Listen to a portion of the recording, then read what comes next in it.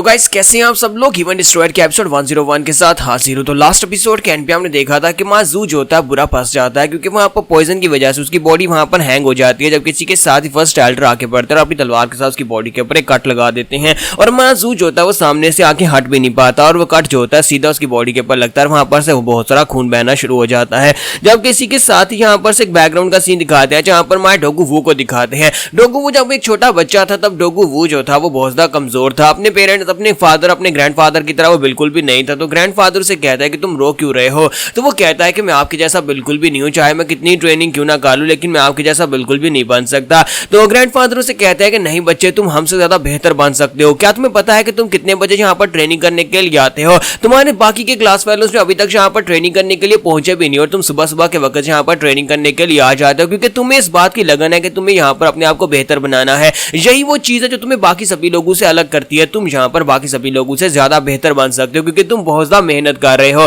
और एक ना एक दिन तुम यहाँ पर हमसे भी आगे निकल जाओगे। इसलिए तुम्हें यहाँ पर परेशान होने की जरूरत नहीं है। ये कभी भी मत सोचना कि तुम डोगू फैमिली के नाम पर कोई दाग धब्बा हो। तुम डोगू फैमिली का आने वाला भविष्य हो। तुम डोगू फैमिली में आगे आने वाले हमारी जो नादुरन स्वॉर्ड एसोसिएशन है उसको चलाओगे। फिलहाल के लिए तुम्हें ऐसा लग रहा होगा कि तुम्हें बहुत ज्यादा छोटे बच्चे और तुम यहाँ पर कुछ भी नहीं कर सकते, लेकिन एक वक्त आएगा जब तुम यहाँ पर अपनी डोगू फैमिली का नाम रोशन कर पाओगे। जब तुम्हें यहाँ पर कुछ करना होगा उस वक्त तुम करोगे और सभी लोग यहाँ पर इस बात को जानेंगे कि तुमने किसी वक्त ये काम किया था। तो यहीं पर से सीन प्रेजेंट में आता है जहां पर हमारा डोगू वू जो होता है, डोगू वू अपने ग्रैंडपा की बातें याद कर रहा होता है कि उसके ग्रैंडपा ने उसे ये सब कुछ कहा था और ये सारी बातें सोचने के बाद वो कहता है कि अब जबकि मैंने यहाँ पर इस लड़के को जेड फेस डिवाइन ड्रैगन को फॉलो करने का फैसला कर ही लिया है तो फिर मैं यहाँ पर इस लड़के को बचाने के लिए अपनी जान भी दे सकता हूँ। और जैसे वहां पर फर्स्ट एल्डर ने हमारे जू के ऊपर आकर एक स्ट्राइक लगाई थी और उसके ऊपर वहां पर स्ट्राइक लगाई थी, इसी के साथ ही डोगू वू के सामने आकर खड़ा हो जाता है। जब डोगू वू के सामने आकर खड़ा होता है तो वो स्ट्राइक असल में उसके ऊपर लगती है, ब्लड उसका बहता है और साथ उसका एक हाथ भी कट जाता है।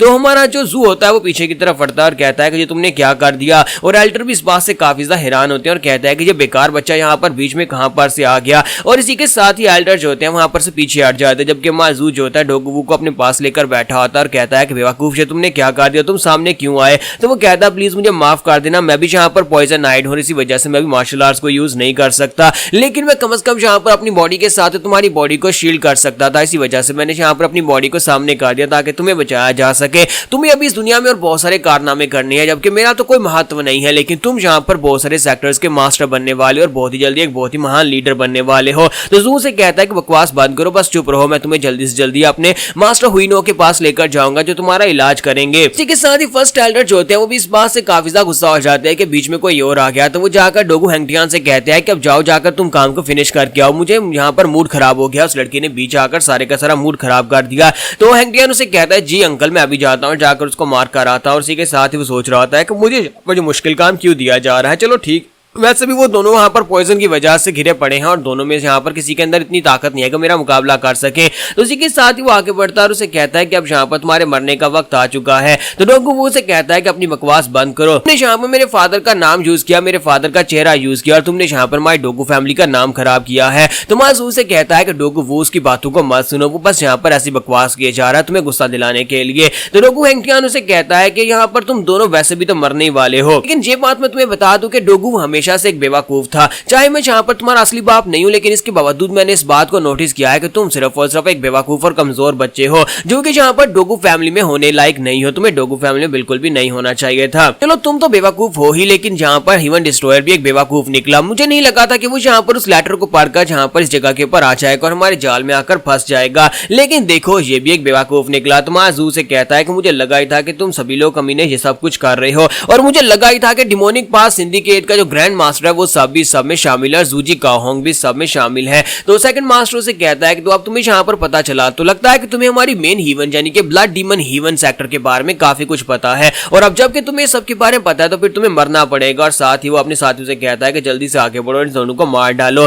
तो उनके साथी जो होते हैं अपनी तलवारें लेकर अटैक करने के लिए आगे बढ़ते हैं। जैसे वो माजू के करीब पहुंचता है तो माजू अपनी बॉडी को मूव तो नहीं कर पा रहा था, लेकिन साथ ही वहां पर फोर्सफुली अपनी बॉडी के अंदर से कुछ एनर्जी को गैदर करता है और साथ ही वहां पर अपनी एनर्जी को गैदर करने के बाद सामने की तरफ उसे रिलीज करता है और हैंड ब्लेड को यूज करता है, अपने हाथ को ब्लेड की तरह यूज करते हुए उनके पास स्ट्राइक्स लगाता है तो वो काफी सारे लोगों को मार डालता है। तो इस बात से डोगू को काफी हैरान होता है और एल्डर्स भी काफी ज्यादा हैरान होते हैं। एल्डर कहते हैं कि जे क्या यहाँ पर पॉइजन नाइट है तो फिर यहाँ पर अपनी बॉडी और अपनी एनर्जी को यूज कैसे कर रहा है। डोगू हैंगटियान भी कहता है कि क्या इसको पॉइजन नहीं दिया गया, तो फर्स्ट एल्डर कहते हैं नहीं, इसकी बॉडी के अंदर पॉइजन है, ये बस यहाँ पर अपनी बची कुची आखिरी पावर को यूज कर रहा है और बहुत ही जल्दी यहाँ पर इसकी पावर पूरी तरह से विड्रॉ हो जाएगी। तो हमारा जू जो होता है अपनी तलवार को अपने हाथ को तलवार की तरह घुमाकर उनके ऊपर अटैक कर रहा था और कहता है कि मेरे करीब मत आना, क्योंकि उसे डोगू वू को भी तो बचाना है, वो अपने आप को नहीं बचा पा रहा तो डोगू वू को कैसे बचा पाएगा। तो हमारा जू कहता है कि मेरे पास एनर्जी नहीं बची, अगर यहाँ पर इस तरह चलता रहा तो मेरी मेडियंस जहाँ तो हमेशा के लिए ब्लॉक हो जाएंगे और मैं दोबारा कभी कल्टीवेट भी नहीं कर पाऊंगा, इसलिए मुझे यहाँ पर फोर्सफुली अपनी एनर्जी को विथड्रॉ नहीं करना चाहिए, अपनी बॉडी के अंदर से नहीं निकालना चाहिए। लेकिन कुछ भी हो जाए मुझे यहाँ पर से रास्ता तो बनाना होगा। यहाँ पर आखिरी बार अपनी पावर्स को यूज करता हूँ और मौका देकर यहाँ पर से भागने की कोशिश करता हूँ। तो डोगू हैंगटियान कहता है कि जूनियर अंकल जी क्या है, आपने तो कहा कि पॉइजन इसकी बॉडी के अंदर है, फिर से अपनी इंटरनल एनर्जी को कैसे यूज कर रहा है।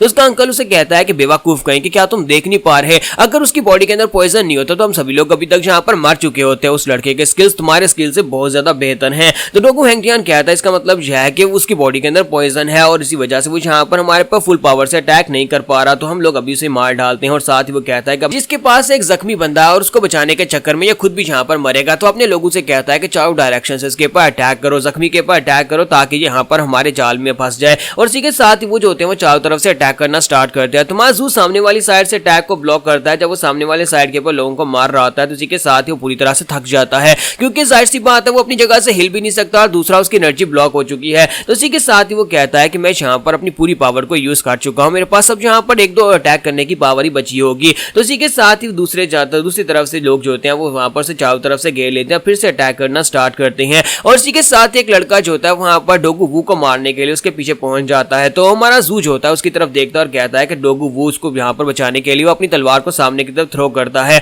और डोगू वू को बचाने के लिए वो लड़का जो उसके करीब पहुंचा था उसकी तलवार जाकर सीधी उसको लगती है, लेकिन इसी दौरान एक पीछे से निकलता है और उसकी कमर के ऊपर एक जबरदस्त स्ट्राइक लगाता है, जिसकी वजह से माजू जख्मी हो जाता है। और जख्मी होने के बाद माजू जो होता है वहीं पर घुटनों के बल गिर जाता है और कहता है कि अब मैं यहाँ पर क्या करूं, एक तरफ मुझे डोगू वू को बचाना और साथ ही अपने आप को भी बचाना है। तो फर्स्ट एल्डर कहते हैं कि अब यहाँ पर पता चला ये मेरे पॉइजन से इम्यून नहीं है, बल्कि पॉइजन इसके ऊपर स्लो काम कर रहा है। तो हैंगटियान कहता है तो फिर अपन लोग यहाँ पर क्या करें, इसको कैसे मारेंगे। तो फर्स्ट एल्डर उसे कहता है कि चाहे कुछ भी हो जाए, चाहे कितना ही पावरफुल क्यों ना हो, लेकिन इससे ज्यादा ये इंटरनल एनर्जी को यूज नहीं कर पाएगा, ये अपनी फुल इंटरनल एनर्जी को चैनलाइज नहीं कर पा रहा। और तुम्हें यहाँ पर मैंने एक बहुत ही अच्छा मौका दिया था, उसे मारकर तुम अपने पॉइंट्स गैदर कर सकते थे, लेकिन तुम तो यहाँ पर एक जख्मी आदमी को भी नहीं मार सकते। तो डोगू हैंगटियान उसे कहता है कि लेकिन थोड़ी देर पहले उसने एनर्जी को रिलीज किया था। तो वो कहता है कि वो बस अपनी कोशिश कर रहा है, जिंदा रहने के लिए अपनी बची कुची पावर को गैदर कर रहा है। जाओ जाकर पहले उस लड़के डोगू वू को मारोगे, डोगू वू के ऊपर अटैक करोगे तो फिर उसके ऊपर अटैक करना बहुत ज्यादा आसान हो जाएगा, क्योंकि वो उसे बचाने के चक्कर में गलती करेगा। तो डोगू हैंगटियान कहता है हाँ क्यों नहीं, हम लोग इसी मेथड को यूज करेंगे।